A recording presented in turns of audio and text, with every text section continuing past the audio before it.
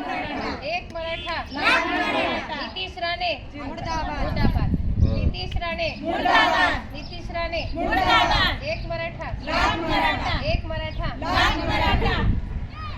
जरांगे पाटील आगे बढ़ो, हम तुम्हारे साथ हैं नितीश राणे मुर्दाबाद नितीश राणे मुर्दाबाद एक मराठा एक मराठा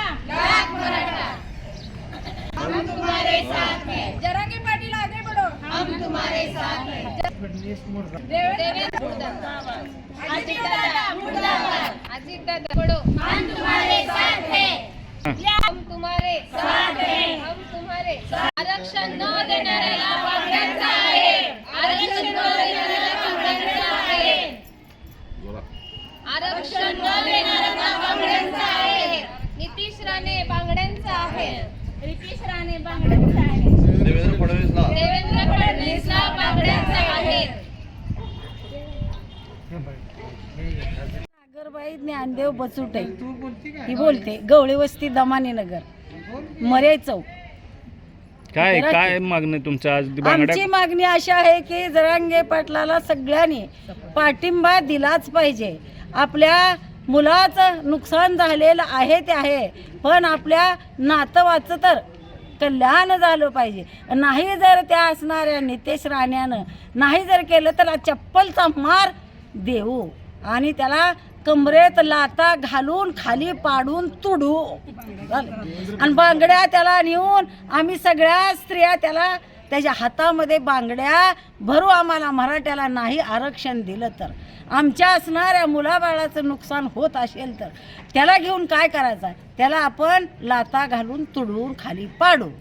अशी राहणारी एक व्यक्ती आहे की असं जरांगे पाटलाला एवढा सरकार त्रास द्यायला लागलाय की बास असणार. आम्ही काय गावंढळ, आम्हाला गावंढळच बोलायला येते आणि आम्ही गावंढळ शिव्या देणार कुणाला, त्या असणाऱ्या नितेश राण्याला आणि अजय दादाला आणि देवेंद्र फडणवीसला.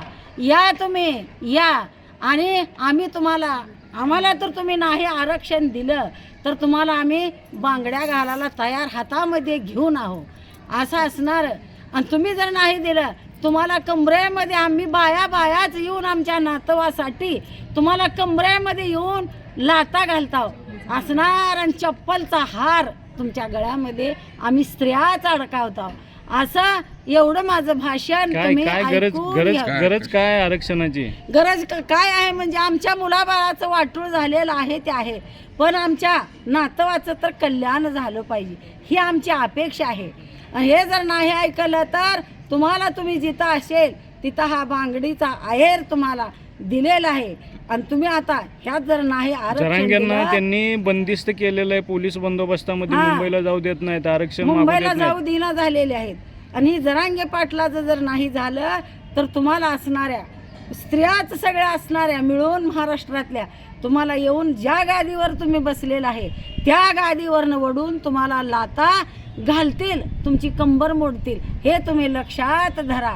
हे मी बोलून मीरा रामचंद्र बोंगे गवळी वस्ती दमाणी नगर. मराठ्यांना आरक्षण मिळणं ही खूप महत्त्वाची बाब आहे आणि यामध्ये हे आरक्षण आम्हाला मिळणं हे अत्यंत गरजेचं आहे. मी मराठा आहे, माझ्यासोबत लाख मराठा आहेत. तर हे आरक्षण इतकं गरजेचं का आहे, कारण आतापर्यंत ही आमची तिसरी पिढी आहे. 67 पासून हे मराठ्यांचा आरक्षणाचा लढा हा सतत सुरू आहे. तर आता या तिसऱ्या पिढीपर्यंत हे आम्ही इतकं वेट करायचं, इतकं थांबायचं हे आता आमच्या बुद्धीला हे पटणारं नाहीये. तर स्वराज्याची निर्मिती शिवाजी महाराजांनी केली. आता या ठिकाणी खरं नव्याने स्वराज्य निर्माण करायची वेळ येऊ नये. तेव्हा मराठ्यांना आरक्षण जर नाही दिलं तर आम्हाला कुठले नेते माहीत नाहीत, कुठले मंडळी माहीत नाहीत, कुठलंही राजकारण माहीत नाही आहे. तर मराठा समाज हा स्वराज्याची निर्मिती करण्यासाठी पुन्हा एकदा उभा राहील हे इथं मला 3 वेळा हे सांगावं लागेल. म्हणून मराठ्यांना आरक्षण देणं. आता या ठिकाणी जे काही नेते आहेत ते राजकारणातले नेते आहेत, त्याचबरोबर नितीश राणे, त्याच्यानंतर अजितदादा, त्याचबरोबर एकनाथ देवेंद्र फडणवीस.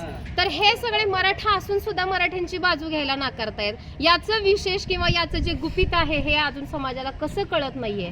ही गोष्ट इतकी काय म्हणतात, इतके निर्लज्जपणे अगदी हे असे कसे बसलेत, हे आता कुठेतरी आम्हाला आता सहन होणार नाहीये. आणि मी पुन्हा सांगेन की स्वतःचंच राज्य जर आम्हाला निर्माण करायची वेळ आले तर हा मराठा समाज मागे पुढे पाहणार नाही, मागे पुढे पाहणार नाही, मागे पुढे पाहणार नाही.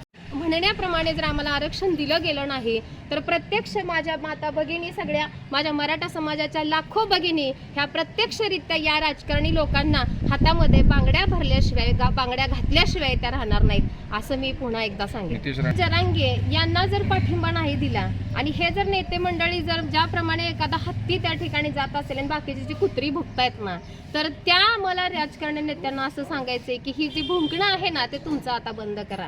कारण एका या जरांगे पाटलाच्या मागे असा लाखो समाज जर त्या ठिकाणी उभा असेल, अरे तर तुमच्या कुत्र्यांना कोण त्या ठिकाणी भीक घालणार आहे, ही पुन्हा एकदा गोष्ट सांगते. नमस्कार म्हणण्यापेक्षा मी जय शिवराय म्हणलेलं कधी चांगलं समजेल. आणि सर्वप्रथम माझी ओळख करून देते. मी हरिभक्तपरायण अरुंधती महाराज गवळी वस्ती सोलापूर येथून बोलत आहे. तर सध्या आपल्या महाराष्ट्रामध्ये जरांगे पाटील साहेबांना पाठिंबा तर सर्व मराठा देत आहेत, पण मराठा समाजाला पाठिंबा देत असताना त्यामध्ये 3 नावं जी आहेत ती सगळ्यांसमोर येत आहेत. पहिलं नाव आहे नितेश राणे, दुसरं नाव आहे दादांचं आणि तिसरं नाव आहे आपले देवेंद्र फडणवीस साहेब. तर मला सगळ्यांना असं सांगायचं की बाबांनो, जेव्हा स्वराज्य निर्माण करायचं होतं तेव्हा स्वराज्य निर्माण करत असताना छत्रपती शिवाजीराजांना मोठं करण्याच्या मागे खारीचं नाही तर सिंहाचा वाटा कोणाचा होता, तर तो राजमाता जिजाऊ साहेबांचा होता. मग मला सांगा, छत्रपती शिवाजीराजांना स्वराज्य निर्माण करण्यासाठी जर राजमाता जिजाऊ साहेब एवढा मोठा वाटा देऊ शकत असतील तर जरांगे साहेबांना मोठं होण्याकरता आम्ही सुद्धा ताराराणी व्हायला तयार आहोत, आम्ही सुद्धा अहिल्याबाई व्हायला तयार आहोत, आम्ही सुद्धा राजमाता जिजाऊ व्हायला तयार आहोत. म्हणूनच साहेबांना, त्या नितेश साहेबांना माझी एकच कळकळीची विनंती आहे की आता एवढी मोठी मोठी माणसं बोलत आहेत, पण मी लहान मुलगी आहे, ही तुम्हाला आता एक कटाक्ष शब्द बोलते साहेब. जर तुम्हाला बांगड्या कमी पडत असतील तर आम्ही साडी चोळी सुद्धा तुमच्या घरी पाठवून देऊ. मी वैष्णवी बोंगे, मी मराठ्याची आहे. सो मी ज्या टाईमला शिक्षण घेते त्या टाईमला आम्हाला मार्कमध्ये जे कमी मार्क घेतात त्यांना आधी सीट्स मिळतात. सो आम्हाला एवढा प्रॉब्लेम येतो ना, आणि आम्हाला त्यांच्यापेक्षा जास्त मार्क घेऊन पण आम्हाला सीट्स नाही मिळत. सो याच्यासाठी आम्हाला आरक्षण पाहिजे. आणि जो लढतोय त्याला पण हे थांबवतात. अजित पवार, फडणवीस हे आम्हाला आरक्षण देत नाहीत. तर अशांना आम्ही काय करायचं? आम्ही आता सगळ्यांनी स्त्रिया आम्ही एकत्र जाऊन त्यांना बांगड्या घालणार आहोत. आणि आम्हाला असं जे जरांगे पाटील आहेत ते आमच्यासाठी लढत आहेत, पण त्यांना पण पोलिसांनी बंदिस्त केले. अशा लोकांना आम्ही काय करणार? सो आता सगळे एक मराठा आणि सगळे एकत्र मराठा आणि बायका पण महाराष्ट्रातले येऊन त्यांना बांगड्या घालून त्यांना चांगला धडा शिकवणार आहेत. फडणवीस, अजित पवार या सगळ्यांना पूर्ण आम्ही धडा शिकवणार आहेत. आणि जसं शिवाजी महाराजांनी स्वराज निर्माण केलं तसंच आम्ही पण आता महाराष्ट्रामध्ये आमचं स्वराज निर्माण करणार आहे.